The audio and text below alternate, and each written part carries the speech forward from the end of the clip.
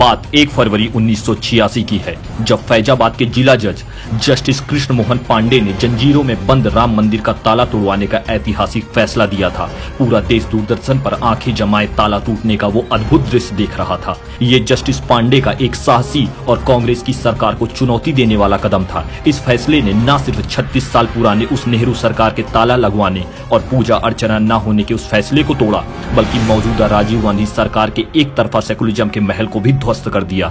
प्रदेश में भी हिंदू विरोधी मुलायम सिंह की सरकार थी। ये फैसला लेना आसान नहीं था, क्योंकि जस्टिस पांडे जानते थे कि रामलला की मूर्ति रखवाने के विवाद पर ही अयोध्या के ही डीएमके के नायर को अपनी नौकरी गंवानी पड़ी थी। पर शायद जस्टिस पांडे को रामलला के लिए ये भी मंजूर था। उन्होंने अपने फैसले में कहा कि मुझे नहीं लगता मुस्लिम समुदाय को हिंदू समाज द्वारा वहां पूजा अर्चना करने में आपत्ति होनी चाहिए। बात सही भी थी, पर इस बात से सीएम मुलायम सिंह को बहुत आपत्ति हो गई और मुलायम सिंह यादव ने जस्टिस पांडे, जो अपनी सीनियरिटी और मेरिट की वजह से हाईकोर्ट के लिए प्रमोट होने वाले थे, उनका प्रमोशन रुकवा दिया।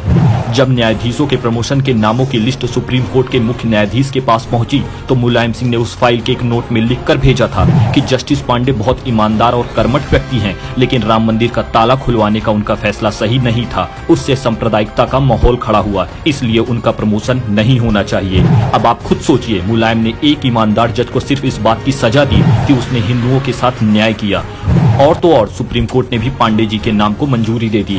पर मुलायम के लिखे उस नोट को देखते हुए कांग्रेस की केंद्र सरकार ने उनका नाम रोक दिया। ये था सपा और कांग्रेस का सेकुलरिज्म, जिसने एक ईमानदार राम भक्त जज और हिंदू समाज की भावनाओं के लिए कोई जगह नहीं थी। लेकिन भाजपा और विश्व हिंदू परिषद ने कोर्ट में जस्टिस पांडे के हक की लड़ाई लड़ी।